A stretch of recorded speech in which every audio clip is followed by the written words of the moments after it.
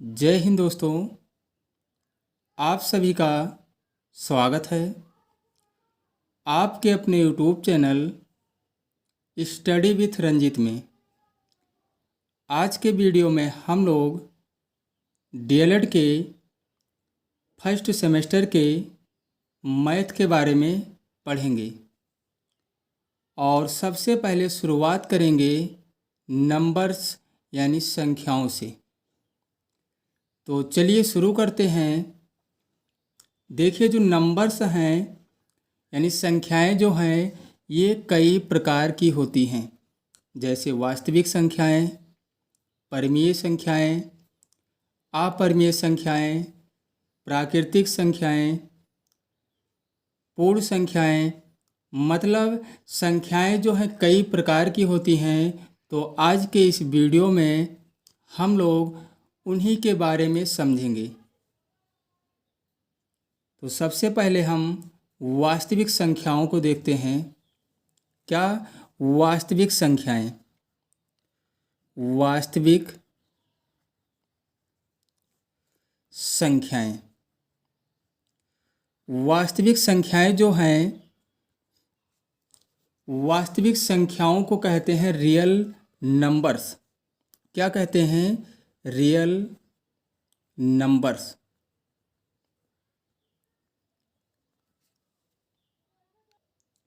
तो real numbers किसे कहते हैं यानी वास्तविक संख्याएं किसे कहते हैं?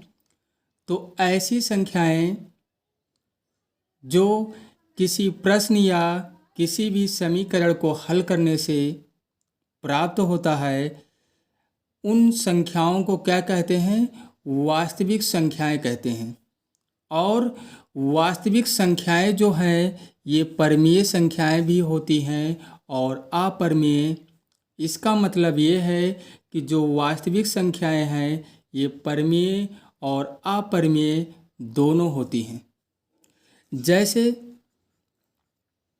जैसे यहाँ पे 2 -5/3 या 3/7 या √3, ये सब संख्याएं क्या हैं?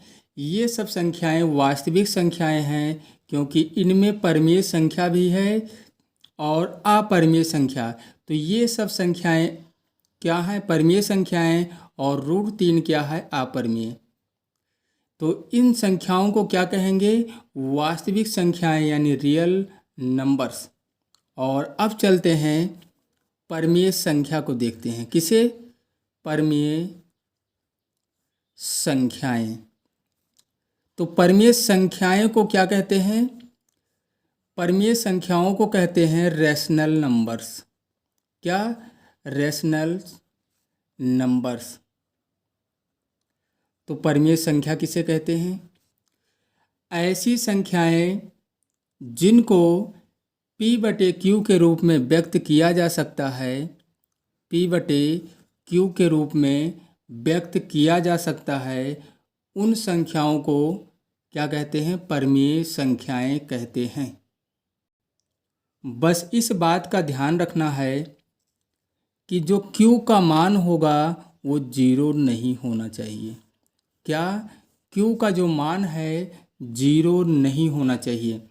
जैसे अगर कहा जाए कि 1/0 क्या है? परिमेय संख्या या अपरिमेय? अगर पूछा जाए कि क्या ये परिमेय संख्या है, तो ये परिमेय संख्या नहीं है, क्योंकि Q का मान अभी कहा गया है 0 नहीं होना चाहिए। यहाँ बताया भी गया है। इसका मतलब 1/0 क्या है? परिमेय संख्या नहीं है। जैसे परिमेय संख्या में क्या होगा? परिमेय जैसे यहाँ पे ये बताया गया है कि P/Q के रूप में अगर व्यक्त कर दें, उन संख्याओं को हम क्या कहेंगे? परिमेय संख्या। तो जैसे यहाँ पे ले लिया गया -9/4, ये क्या है? परिमेय संख्या। क्यों? क्योंकि Q का मान 0 तो है नहीं। उसके बाद 8/ क्या लिखा गया? -5। तो यहाँ भी अगर पूछा जाए कि ये परिमेय संख्या है तो है। क्यों? क्योंकि Q का मान -5 है, 0 नहीं होना चाहिए। या हम अगर कहा जाए जीरो परमीय संख्या है तो है, क्योंकि जीरो को हम बटे एक कर सकते हैं। 3 परमीय संख्या है, ये भी परमीय संख्या है, क्योंकि 3 को हम 3/1 लिख सकते हैं। या हम और क्या लिख सकते हैं, 3/5 लिख दें तो ये भी क्या है, परमीय संख्याएं हैं। तो ये सब क्या है, परमीय संख्याएं। अब चलते हैं अपरमीय संख्या देखते हैं। अपरमीय संख्याएं, अपरमीय संख्याओं को क्या कहते हैं, इरेशनल नंबर। क्या कहते हैं, इरेशनल नंबर्स, इरेशनल नंबर्स। अब देखिए यहाँ पे इरेशनल नंबर यानी अपरिमेय संख्याएं, बस एक लाइन हमें याद रखना है कि ऐसी संख्याएं जिनको p/q के रूप में व्यक्त नहीं किया जा सकता है, मतलब p/q के रूप में व्यक्त नहीं किया जा सकता है, ऐसे संख्याओं को क्या कहते हैं, अपरिमेय संख्याएं कहते हैं। जैसे या हम इस तरह भी कह सकते हैं कि ऐसी संख्या जो पूर्ण वर्ग संख्या नहीं है, उसके वर्गमूल को हम अपरिमेय संख्या कहते हैं। इसको भी याद रखना है कि ऐसी संख्या जो पूर्ण वर्ग संख्या नहीं है, उनके वर्गमूल को हम क्या कहते हैं, अपरिमेय संख्या कहते हैं। जैसे देखिए, जैसे ले लिया गया √3, तो √3 जो है अपरिमेय संख्या है। क्यों? क्योंकि √3 जो है पूर्ण वर्ग संख्या नहीं है। या हम पाई को भी लिख सकते हैं। पाई क्या है, पाई पूर्ण अपरिमेय संख्या नहीं है। या हम लिख सकते हैं √5, या हम लिख सकते हैं √7। मतलब ये सब संख्याएं क्या हैं, अपरिमेय संख्याएं हैं, जिनके मतलब ऐसी संख्या जो पूर्ण वर्ग नहीं है, तो उनके वर्गमूल को हम क्या कहेंगे, अपरिमेय संख्या कहेंगे। जैसे मान लीजिए अगर कहा जाए कि 4 जो है अपरिमेय संख्या है, तो ये 4 जो है अपरिमेय संख्या नहीं है, क्योंकि 4 जो है पूर्ण वर्ग संख्या है, और इसका जब वर्गमूल निकाला गया तो 2 आ गया। अगर कहा जाए कि 9 जो है पूर्ण वर्ग संख्या है, तो नहीं है, मतलब पूर्ण वर्ग संख्या नहीं, अपरिमेय संख्या है, तो ये नहीं होगा, क्योंकि 9 जो है पूर्ण वर्ग संख्या है, मतलब 9 का वर्गमूल आ जाएगा 3। तो बस यही हमें ध्यान रखना है कि पूर्ण वर्ग संख्या नहीं है और उसके वर्गमूल को हम क्या कहेंगे, अपरिमेय संख्या कहेंगे। और अब चलते हैं प्राकृतिक संख्या को देखते हैं। क्या? प्राकृतिक संख्या, प्राकृतिक संख्याएं। तो प्राकृतिक संख्याओं को क्या कहते हैं, प्राकृतिक संख्याओं को कहते हैं नेचुरल नंबर्स।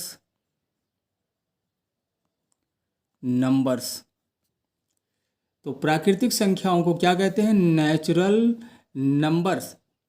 तो प्राकृतिक संख्याएं जो होती हैं, बस हमें एक बात का ध्यान रखना, प्राकृतिक संख्याएं 1 से शुरू होती हैं और ये ऐसे चलती रहती हैं, 1 2 3 4 5 6, मतलब ये सब संख्याएं क्या हैं, प्राकृतिक संख्याएं यानी नेचुरल नंबर हैं।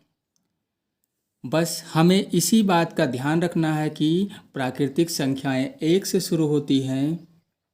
अगर इसमें हम 0 को सम्मिलित कर दें तो ये बन जाएगी पूर्ण संख्याएं। अब देखिए, प्राकृतिक संख्याएं 1 2 3 4 ये सब क्या है, प्राकृतिक संख्याएं। और प्राकृतिक संख्याओं का काम क्या होता है, वस्तुओं को गिनने में क्या करते हैं, प्राकृतिक संख्याओं का सहारा लेते हैं। जैसे किसी भी वस्तु को गिनना है तो हम 0 से गिनना नहीं शुरू करेंगे, 1 से ही करेंगे। जैसे कहा जाए कि ये क्या है, ये हमारा एक पेन है, ये तो कहा नहीं जाएगा कि ये 0 पेन है, एक ही पेन तो कहा जाएगा। तो मतलब ये हुआ कि इन संख्याओं से क्या करते हैं, गिनने की क्रिया करते हैं। ऐसा भी हम कह सकते हैं, प्राकृतिक संख्याओं से गिनने की क्रिया करते हैं, किसी चीज़ को या किसी वस्तु को क्या करते हैं, गिनते हैं। अब चलते हैं पूर्ण संख्या को देखते हैं।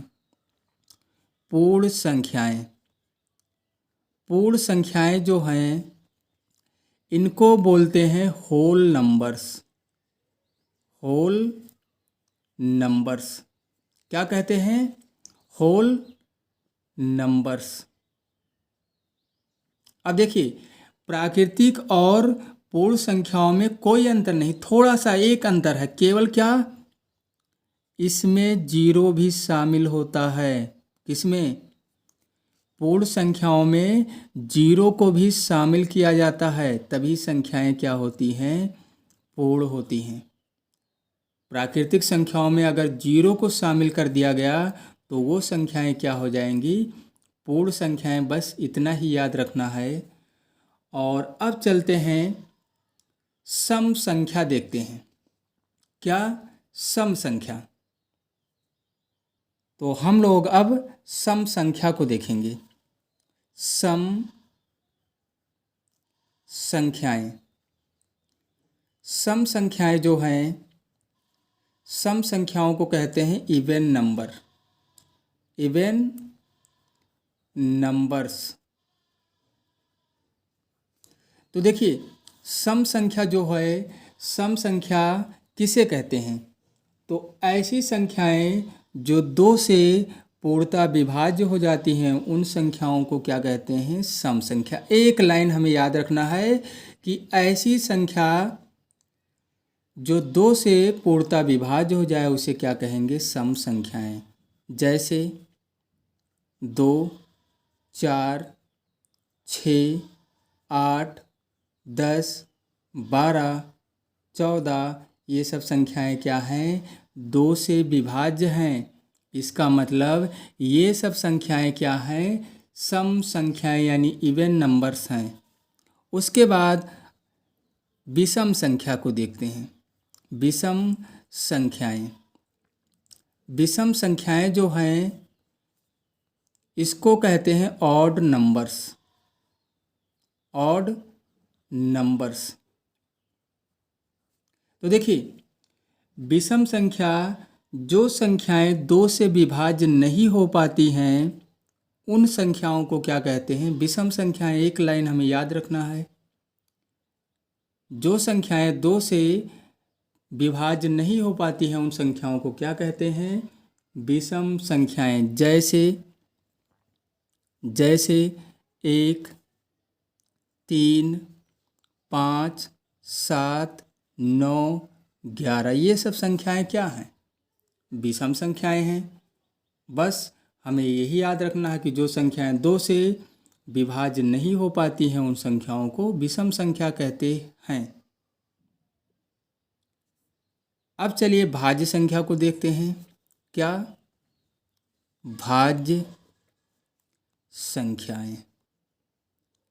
भाज्य संख्याओं को क्या कहते हैं, कंपोजिट नंबर्स। क्या, कंपोजिट नंबर्स। अब देखिए, भाज्य संख्याएं वह संख्याएं होती हैं जो एक और स्वयं के अलावा किसी और से विभाज्य हो जाएं उन संख्याओं को क्या कहते हैं, भाज्य संख्याएं। कैसे हम जान पाएंगे कि भाज्य संख्याएं क्या हैं। देखिए, क्या कहा गया कि जो संख्याएं, जो प्राकृतिक संख्याएं एक और स्वयं के अलावा किसी और से भी विभाज्य हो जाएं उन संख्याओं को क्या कहते हैं, भाज्य संख्याएं। जैसे देखिए, जैसे यहाँ पे 4 ले लिया गया, तो देखिए कैसे पता चलेगा कि ये विभाज्य है, भाज्य मतलब भाज्य संख्या है। तो देखिए, 4 जो है 1 से भी क्या है, विभाज्य है। 1 चौके 4। और 4 जो है स्वयं से भी क्या है विभाज्य, 4 एकम 4। लेकिन ध्यान दीजिए यहाँ पे 4 जो है 2 से भी विभाज्य है। किससे? 2 से भी विभाज्य, मतलब एक और स्वयं के अलावा किसी और से भी क्या है विभाज्य है। इसका मतलब 4 क्या है भाज्य संख्या। इसी प्रकार 6 भी भाज्य संख्या है, 8 भी भाज्य संख्या है, 9 भी भाज्य संख्या है, 12 मतलब 10 भी भाज्य संख्या है, 12 भी है। ये सब संख्याएं क्या हैं भाज्य संख्याएं हैं। एक बात का इसमें ध्यान रखना कि भाज्य संख्याओं में सम और विषम दोनों आ सकते हैं। भाज्य संख्या में देखिए 4, 6, 8 ये सब सम संख्या है, 9 क्या है विषम संख्या। तो इसमें भाज्य संख्याएं और मतलब भाज्य संख्याओं में सम और विषम दोनों संख्याएं आ सकती हैं। तो यहाँ पे अगर कहा जाए कि 3 क्या है, 3 भाज्य संख्या है, तो इसको कहेंगे नहीं है। क्यों? क्योंकि 1/3 3 होगा और 3 एकम 3 और कोई संख्या नहीं है इसके अलावा कि 3 उससे विभाज्य हो जाए। इसका मतलब 3 जो है ये भाज्य संख्या नहीं है।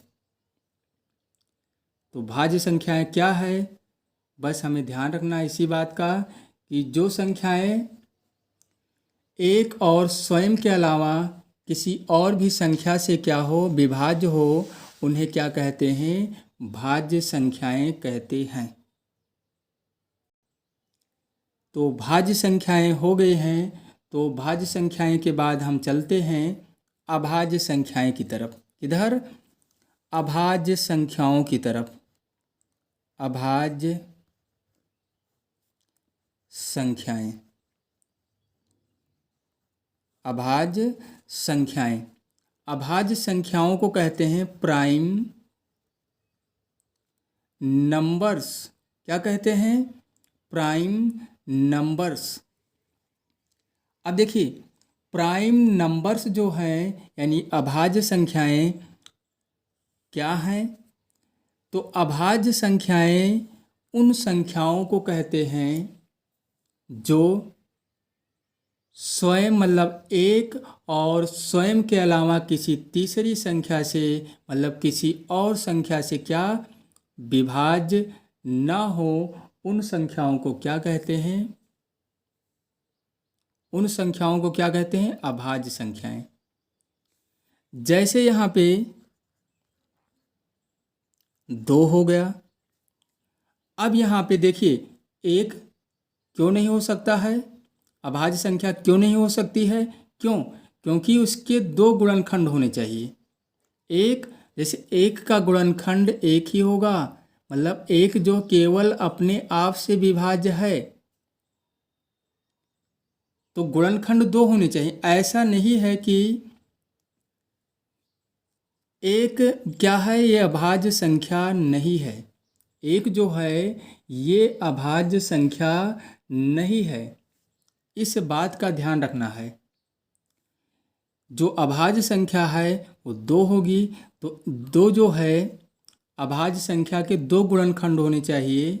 और यहाँ पे जो है 1 का केवल 1 गुणनखंड है, तो इसलिए जो है 1 जो है अभाज्य संख्या में नहीं आएगी। अभाज्य संख्या जो है सबसे पहले शुरुआत होगा 2 से। तो 2 के 2 गुणनखंड हैं। कैसे? देखिए 1 तो 1 हो जाएगा, 1 दूनी 2 हो जाएगा और 2 एकम 2 हो जाएगा। मतलब इसके 2 गुणनखंड आ रहे हैं, लेकिन 1 का तो 1 ही गुणनखंड है। 1 ऐसा नहीं है कि अभाज्य संख्याएं जो हैं उसके 2 गुणन मतलब 1 गुणनखंड केवल 1 है तो हो जाएगा। तो इस बात का ध्यान रखना 1 जो है अभाज्य गुणनखंड में नहीं आता है। तो 2 हो गया और अभाज्य संख्याएं हो गई 3। तो 3 के भी 2 गुणनखंड हैं, 1 और 3 स्वयं अपना ही मतलब 1 और स्वयं से भी कट रही है 3।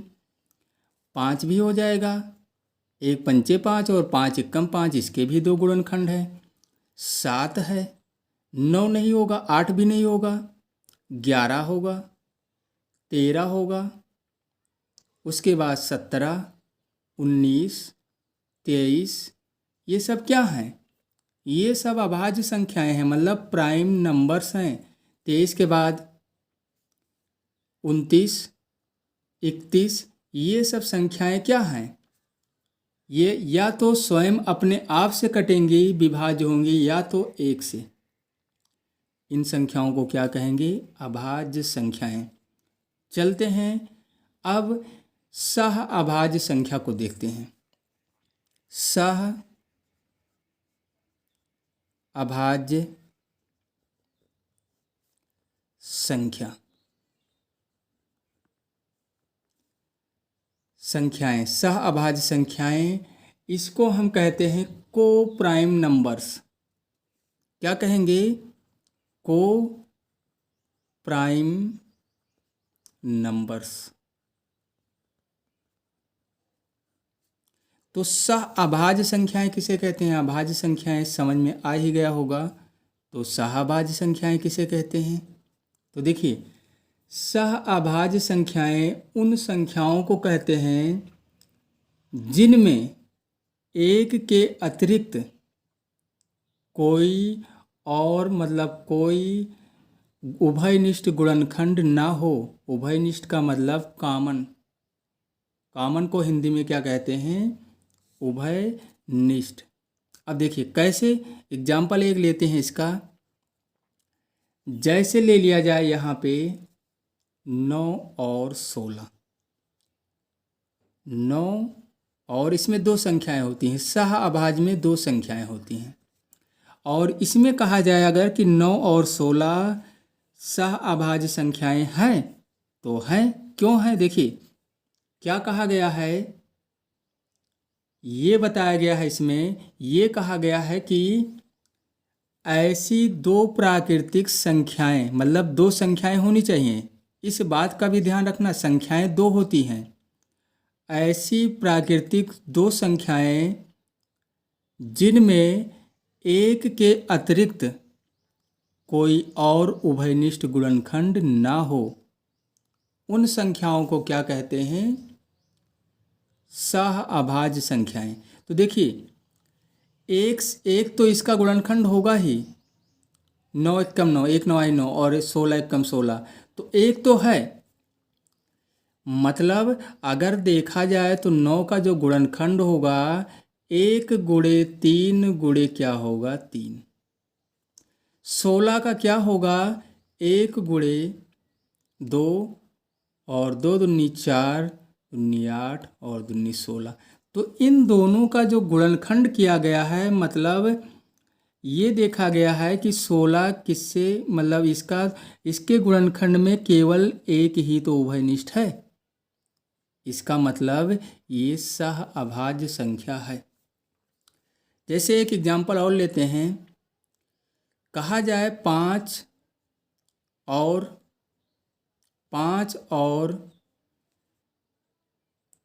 12, ये सह अभाज्य संख्याएं हैं। तो ये सह अभाज्य संख्याएं हैं।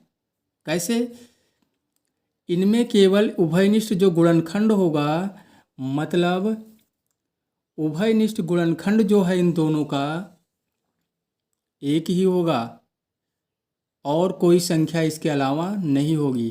तो एक लाइन हमें याद रखना है कि सह अभाज्य संख्याएं उन संख्याओं को कहते हैं, उन 2 संख्याओं को जिनमें एक के अतिरिक्त कोई उभयनिष्ठ गुणनखंड ना हो।